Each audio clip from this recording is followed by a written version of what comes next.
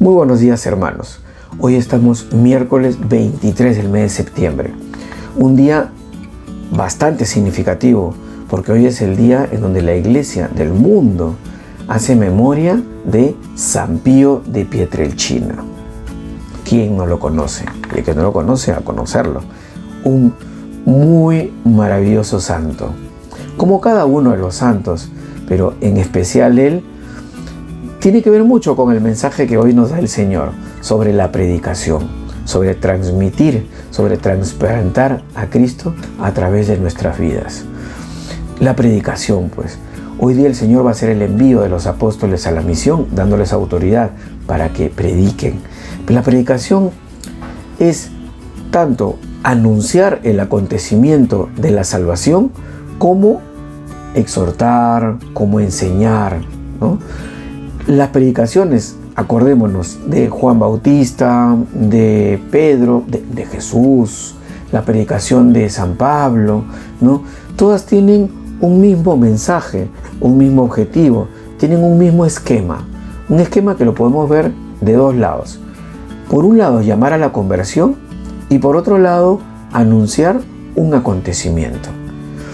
Es un llamado a arrepentirse, acordemos de estas palabras, ¿no? Arrepentíos, tomar conciencia de nuestro pecado. Es un llamado a arrepentirse y a la vez es un anuncio de que Jesús ha muerto, pero también Jesús ha resucitado. Jesús está vivo. Es un acontecimiento redentor, es un acontecimiento de salvación que debe ser entendible, que debe ser asimilable, creíble. Por eso que es un mensaje que no puede ser siempre rígidamente exactamente el mismo. Siendo un mismo mensaje, tiene que ser adaptado a la colectividad a la que está dirigido. Acordémonos que, por ejemplo, San Mateo dirige su evangelio a los judíos. Entonces su lenguaje es uno, de una manera para que ellos lo entiendan, ¿no? En los mensajes de San Pablo en sus cartas, que va a pueblos paganos, es diferente. Y así el mensaje de Juan, y así sucesivamente. Hay una cierta inculturación, una cierta adaptación para que el mensaje sea la idea, los objetivos principales, que sea entendido. Vamos pues a la lectura del Santo Evangelio, según San Lucas. Dice así: en aquel tiempo Jesús reunió a los 12 y les dio poder y autoridad sobre toda clase de demonios y para curar enfermedades.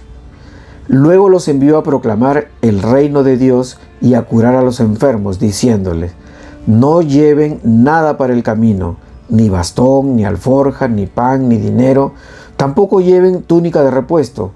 Quédense en la casa donde entren, hasta que se vayan de aquel sitio. Y si alguien no los recibe, al salir de aquel pueblo, sacúdanse el polvo de los pies para probar su culpa. Ellos se pusieron en camino y fueron de aldea en aldea, anunciando la buena noticia y curando en todas partes. Vemos pues que el envío es de Jesús, es de Cristo, Verbo encarnado, Dios hecho hombre. Por lo tanto, la predicación eminentemente es un misterio. Es un misterio que lo podemos ver en dos dimensiones. Primero, por el contenido del mensaje. Y segundo, por la forma en que se lo anuncie. Tenemos pues dos variables: predicador y la palabra. La palabra y el predicador. Dice San Pablo en la carta a los Romanos, en el capítulo 10, que para ser salvos hay que creer. Pero para creer hay que haber escuchado la predicación. Pero dice San Pablo y se pregunta: ¿cómo predicar sin haber sido uno primero enviado? En Romanos capítulo 10. El predicador pues ha recibido de Jesucristo ese encargo. Hasta hoy. ¿Cómo? Hoy el encargo de Jesucristo es a través de la iglesia. La iglesia hoy es quien le da a la persona que va a predicar la misión y la autoridad que corresponde. La autoridad del enviado viene además de un testimonio que el propio predicador da sobre el acontecimiento pascual, es decir, de la muerte y resurrección del Señor. Este acontecimiento, ¿de dónde viene? ¿Se le ocurre? ¿Lo saca? ¿Lo ha leído? Este acontecimiento viene por la tradición desde los apóstoles. No nos olvidemos la primera carta de Juan, capítulo 1, el primer versículo que dice: lo que les venimos a decir, lo que les transmitimos, lo que les predicamos, es aquello que nuestros ojos vieron, nuestras manos tocaron, nuestros oídos oyeron. Eso mismo que vivimos con el Señor, eso mismo les venimos a contar, a enseñar, a decir, para que ustedes lo sepan. Eso mismo nosotros es lo que damos, no lo que se nos ocurre, ¿no? Ahora, el predicador pues tiene esa autoridad que le viene por estar predicando lo mismo que predicaron los apóstoles. Y dice Pablo una cosa más, en la segunda carta de Timoteo, capítulo 4, a partir del versículo 2, ya San Pablo hemos contado que se está despidiendo, ¿no? Ya va a ser prontamente ejecutado, y le está dando una serie de lecciones a Timoteo, y le dice principalmente que hay que predicar, pero hay que predicar a tiempo y a destiempo. Hay que predicar oportuna e importunamente. Hay que predicar en todo momento. Dice San Pablo a través de Timoteo, a todos nosotros nos está diciendo el Señor eso, predicar en todo momento, principalmente con nuestras vidas. El predicador, dice San Pablo en la primera carta de los Corintios, es muy importante. En el capítulo 3, versículo 9 dice que el predicador es un colaborador del mismísimo Dios. Colaborador. Y por lo tanto, se expone el predicador a ser reprobado. Hoy día el Señor dice, ¿no? Aquellos que no lo reciban, porque está asumiendo que va a suceder. O sea, no siempre es bien recibir el mensaje. Entonces, las críticas, las cosas que sin sentido, pero críticas igual van a llegar. O sea, eso es normal. No, nadie se puede asombrar de eso. Es absolutamente normal. Y por sobre todo, dice San Pablo en primera carta de los Corintios, capítulo 3, que va a compartir la cruz de Cristo. Compartir su cruz, ¿no? Dice, compartir la misma suerte de aquel cuyo heraldo es. Y en la segunda carta a los Corintios, capítulo 4, del versículo 7 en adelante, San Pablo está explicando que en buena cuenta el predicador es un crucificado viviente. ¿Esto es un mensaje de masoquistas? No, para nada.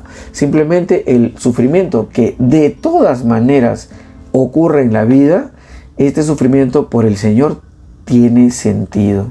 Este sufrimiento tiene un propósito, tiene un cometido, tiene un solo destino, que es la felicidad auténtica, plena, verdadera y eterna que todos estamos buscando. Así que, ¿qué mejor camino hacia la felicidad que eso? Que ser un predicador, que ser un crucificado viviente. ¿Que eso lo va a saber la gente? No. ¿Que eso va a ser público? No. Eso, y enhorabuena, nadie tiene que saberlo. Solamente la persona. Eso no es para publicarse, para ponerse en las redes. No. Pero es muy importante porque eso es lo que va a transmitir la predicación, efectivamente. Entonces, ya no es sencillamente el tema de la palabra y el predicador, sino que lo fundamental, hoy en día, fundamental, es que el predicador está dando cuenta de su propia conversión. Eso es lo que se transmite, eso es lo que se transpira, lo que se exuda, lo que se comparte, es la propia conversión, porque no hay otra forma. No es que, este estudió y entonces se lo aprendió. No es eso, es un testimonio de vida. Pidámosle pues al Señor que ilumine nuestras mentes y encienda nuestros corazones para que su palabra cale en nosotros, en nuestro interior, que forme parte de nosotros y podamos, como el Señor nos pide, ponerla por obra. Que el Señor nos bendiga, nos guarde de todo mal y nos lleve a la vida eterna. Amén. que tengamos un muy bonito día miércoles y que el Señor permita que podamos reunirnos mañana un ratito aquí para seguir reflexionando sobre la palabra de Dios.